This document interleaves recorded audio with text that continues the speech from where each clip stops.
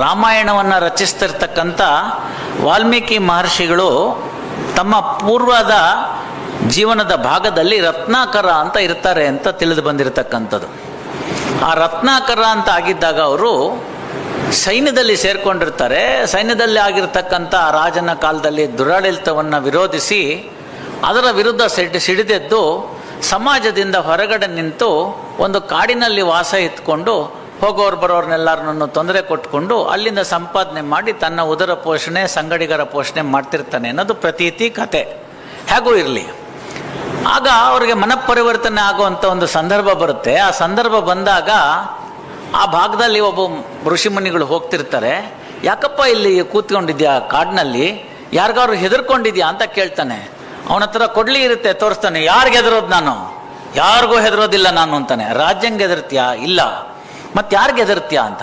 ಪಾಪ ಪುಣ್ಯಕ್ಕೆ ಹೆದರ್ತೀಯಾ ನೀನು ಅಂತ ಕೇಳ್ತಾನೆ. ಯಾರೋ ಮುನಿಗಳು ಮಹರ್ಷಿಗಳು ರತ್ನಾಕರನ್ ಕೇಳ್ತಾರೆ, ಪಾಪ ಪುಣ್ಯಕ್ಕೆ ಹೆದರ್ತೀಯ ನೀನು ಅಂತ. ಪಾಪ ಹಾಗಂದ್ರೇನು? ನಾನು ಮಾಡ್ತಿರೋದು ಸರಿಯಾಗಿದೆ ಅಂತ ಹೇಳ್ತಾರೆ.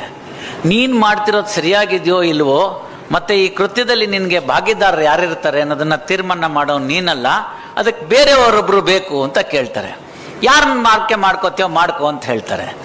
ಯಾರನ್ನೂ ಬೇಡಪ್ಪ, ನಿನ್ನ ತಂದೆನ ಹೋಗಿ ಕೇಳು, ನಿನ್ನ ಹೆಂಡತಿಯನ್ನು ಕೇಳು, ನಿನ್ನ ಮಕ್ಕಳನ್ನ ಕೇಳು. ನೀನು ಮಾಡ್ತಿರ್ತಕ್ಕಂಥ ಕೃತ್ಯಕ್ಕೆ ಅವರು ಏನಾದರೂ ಭಾಗವನ್ನ ತಗೋತಾರ ಅಂತ ಕೇಳ್ತಾನೆ. ಯಾಕೆ ತಗೊಳ್ಳಲ್ಲ? ಎಲ್ಲ ಅವ್ರಿಗೋಸ್ಕರನೇ ಮಾಡ್ತಿರ್ತಕ್ಕಂಥದ್ದು ಅಂತ.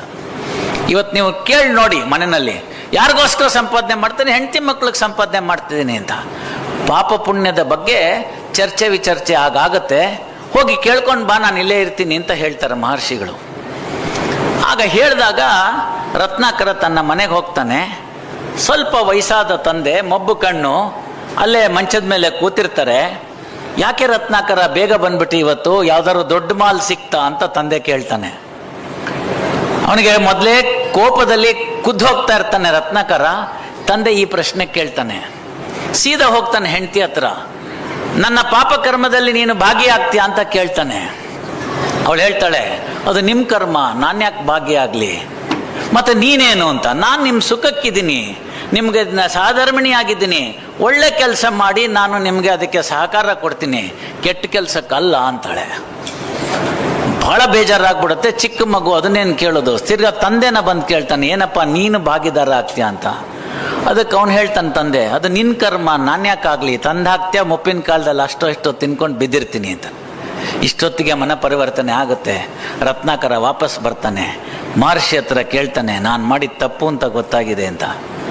ಆ ತಪ್ಪು ಅಂತ ಗೊತ್ತಾದಾಗ ಏನು ಮಾಡಬೇಕು ಅಂತ ಕೇಳ್ತಾನೆ. ಮುಂದೆ ರಾಮ ಮಂತ್ರವನ್ನು ಅವರು ತೋರಿಸ್ಕೊಡ್ತಾರೆ. ಮುಂದೆ ಒಂದು ಉತ್ತಮವಾಗಿರ್ತಕ್ಕಂಥ ರಾಮಾಯಣ ಅಂತಕ್ಕಂಥ ಗ್ರಂಥವನ್ನು ಬರೆದುಕೊಟ್ಟಂಥ ವಾಲ್ಮೀಕಿ ಮಹರ್ಷಿಗಳಾಗಿ ಹೊರಹೊಮ್ತಾರೆ.